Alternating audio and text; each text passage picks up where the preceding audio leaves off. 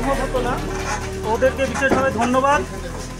এছাড়া আমার পড়াশোনার প্রশ্নে এই পর্যায়ে যারা পাশে থেকেছেন তাদের সবাইকে ধন্যবাদ। আপনাদের প্রতি অনুরোধ, এরপরে বিশ্ববিদ্যালয়ে পড়াশোনার জন্যই আসবো। কাউন্সেলিং আজকে হলো, আমার পিএইচডি ভর্তি নিয়ে যে জটিলতা তৈরি হয়েছিল আজকে আশা করছি সেটার অবসান হলো। আর উচ্চতর শিক্ষা এবং গবেষণার এই সুযোগটা করে দেওয়ার জন্য বর্ধমান বিশ্ববিদ্যালয়ের প্রতি আমি কৃতজ্ঞ। দপ্তরের আধিকারিক এবং রাজ্য সরকারের সহযোগিতা ছাড়া আসতে পারত না। এরপরে জাস্ট ফিস আমরা ধরে নিতে পারি যে তার অ্যাডমিশন সংক্রান্ত যা কিছু জটিলতা ইত্যাদি ছিল সকলের সহযোগিতায়, সকলের শুভেচ্ছা এটা সম্পূর্ণ। এই হিসেবটা আমি এর আগেও দিয়েছি। প্রায় 200 মতো ক্যান্ডিডেট ছিলেন, সকলে যে এসেছিলেন এমন নয়। আমাদের 9টা ভ্যাকেন্সি ছিল, 9টা ভ্যাকেন্সির মধ্যে 8টা ফুলফিলড হলো আজকে, এবং 1 নম্বরই অর্ণবদাম আনরিজার্ভ ক্যাটেগরিতে কাউন্সেলিং নির্বাচিত।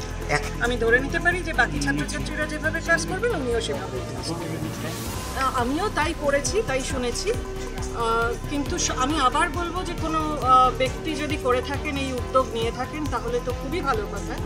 তিনি প্রাক্তন সাংসদ এবং কারা বিভাগ, কারা মন্ত্রী এ বিষয়ে উদ্যোগী হয়েছিলেন, উচ্চশিক্ষা মন্ত্রী এ বিষয়ে উদ্যোগী হয়েছিলেন, সরকারের বিষয়ে উদ্যোগী হয়েছে।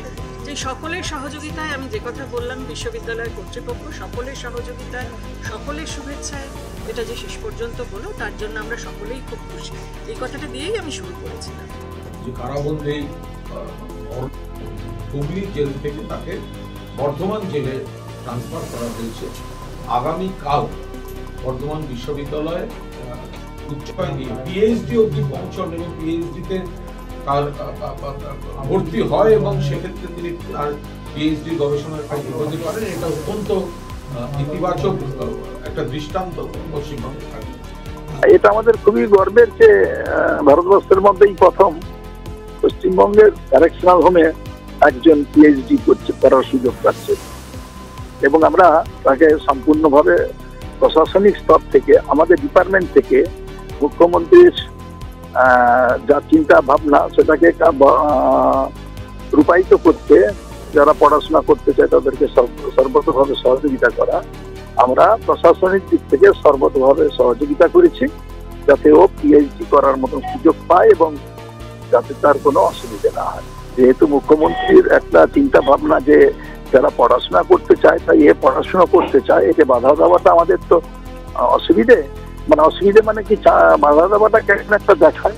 তার জন্য আমরা প্রশাসনিক স্তরে তাকে সব রকম সহযোগিতা করে তার পড়াশোনার কাজে আমরা সহযোগিতা করেছি। এটা আমাদেরও যেমন খুব ভালো লাগছে এবং আমাদের এটা খুবই গর্বের ব্যাপার যে আমরা এই আজকের সংশোধনাগার শুধু জেল নয়, একবারে মানুষ যে সংশোধন হয়ে উঠছে সেটা পশ্চিমবঙ্গ সরকার মুখ্যমন্ত্রীর নেতৃত্বে সেটা